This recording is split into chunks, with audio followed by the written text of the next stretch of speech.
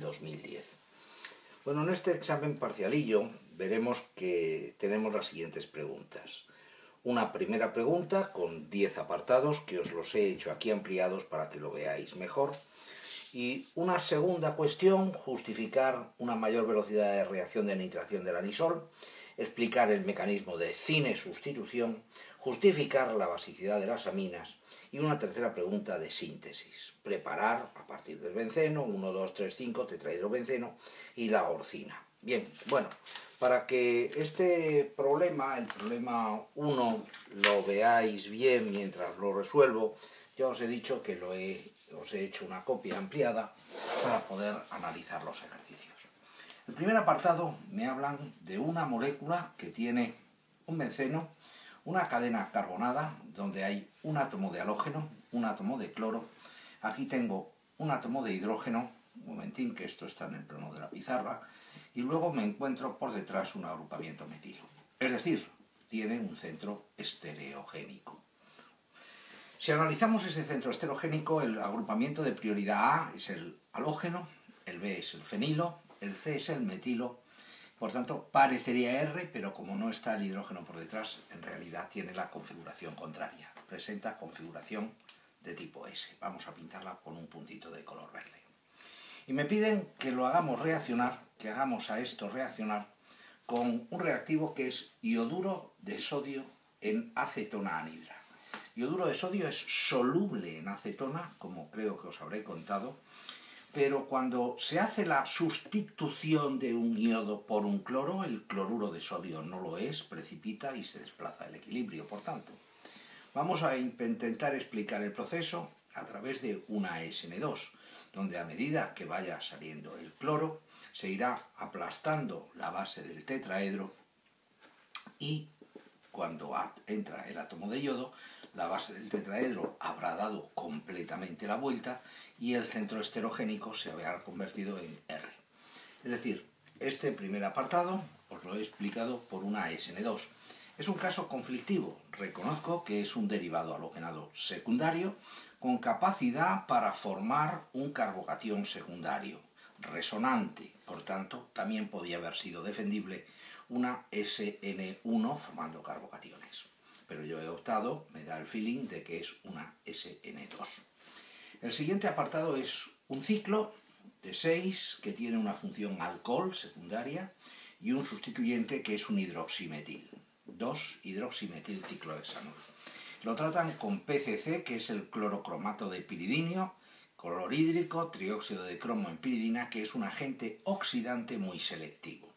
Con ese agente oxidante, el alcohol primario evoluciona a transformarse en grupo carbonilo-aldehído y el alcohol secundario se transforma en un carbonilo cetónico. Es decir, se nos ha transformado en el ciclohexano carbaldehído, que en 2 tiene un oxo. 2-oxo, ciclohexano carbaldehído.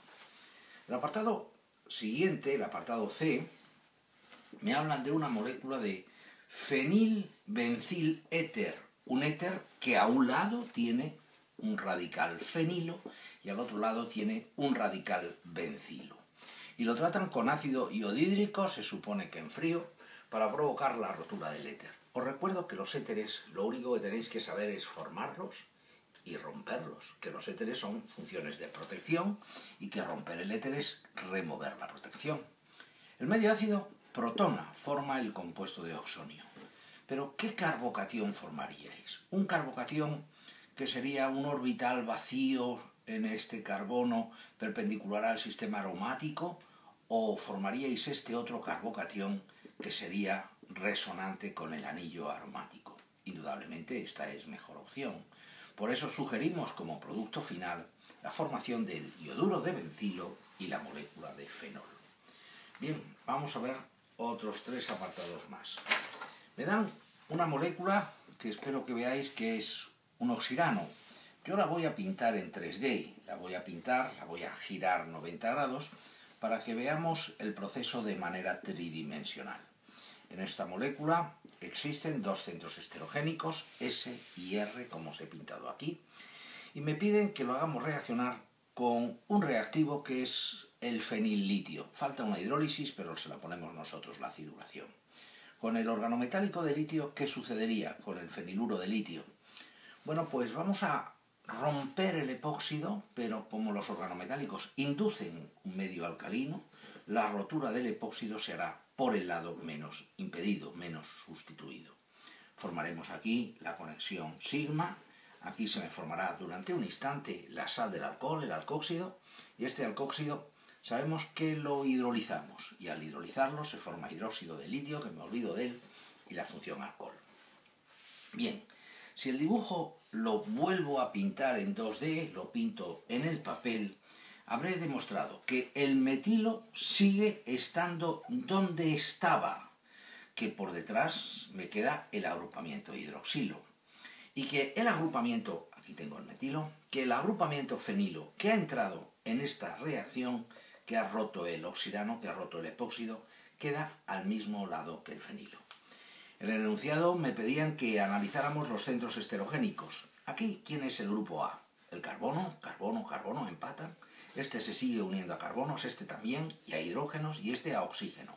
Por tanto, A es el lado de arriba, B es el fenilo, C es el lado de abajo. ABC, espero que veáis que está a favor de las agujas del reloj, pero para hacerlo más visual vamos a pintarle un puntito rojo. En este carbono habría que imaginarse un cambio para poder analizarlo, porque el grupo principal es el agrupamiento hidroxilo y el de menos importancia es el agrupamiento metilo. A, B, C parece que está a favor de las agujas del reloj, pero como hemos tenido que hacer un cambio para poder hacer el análisis, la isomería es S. Bien, este ha sido el ejercicio número 4. Vamos a ver qué nos depara el siguiente ejercicio. Me dicen que cojamos a una molécula que es un fenilo conectado a otro agrupamiento fenilo, es decir, un bifenilo, que en uno de ellos hay un cloro, 4-cloro, y agrupamientos metilo, 2,6-dimetil. 4-cloro, 2,6-dimetil bifenilo. Y en el otro también hay otro cloro. Y los sustituyentes que tenemos en este otro agrupamiento, en las posiciones 3 y 5, son agrupamientos nitro, 3,5-dinitro.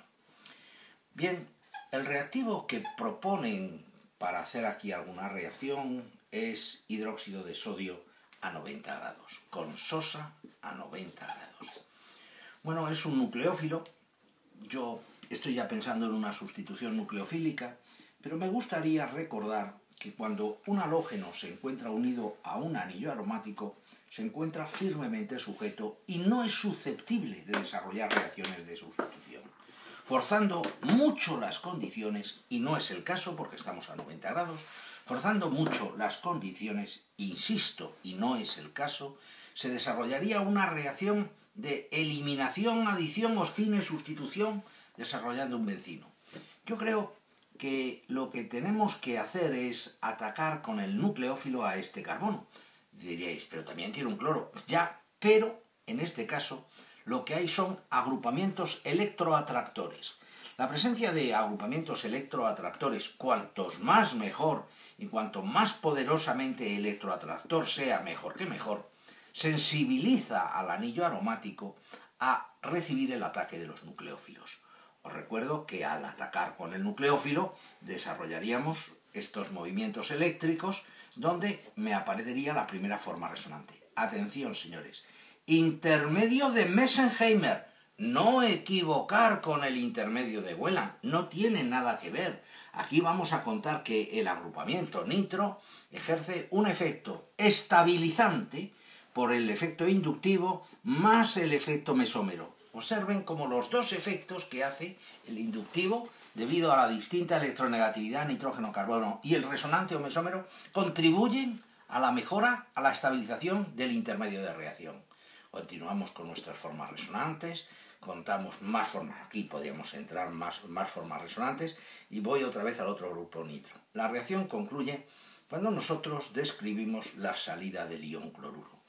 Bien, con lo que he explicado el ejercicio, habremos demostrado que el anillo que fue sensible al ataque de los nucleófilos fue el que presentaba los agrupamientos electroatractores. Y nos vamos al siguiente ejercicio. Quiero que veáis, en el siguiente ejercicio se os da una molécula que es un derivado halogenado y la hacen reaccionar, no he puesto el reactivo, pero os lo copio en un instante, con potasa KOH en etanol en caliente. Por tanto, es la famosísima e importantísima y súper preguntable eliminación de tipo 2 o E2 transcoplanar. Para hacer esta reacción es necesario que el bromo y el hidrógeno se encuentren en anti, se encuentren en trans y en el mismo plano. Yo voy a utilizar el plano de la pizarra, evidentemente, no voy a utilizar un plano ficticio, sino que voy a aprovechar el plano de la pizarra. Pero para que la reacción se haga, nosotros tendremos que convertir la conformación que ellos me dan una conformación. No sé si será la mejor, la peor, me da igual. Lo que sí veo es que no es la conformación de reacción, que no es como tiene que estar la molécula para desarrollar el proceso. Para hacer la eliminación, tanto el hidrógeno como el bromo tendrían que estar en trans. Comprender que voy a hacer una rotación de 180 grados para situar el bromo en trans con respecto al hidrógeno. Al hacer esta rotación,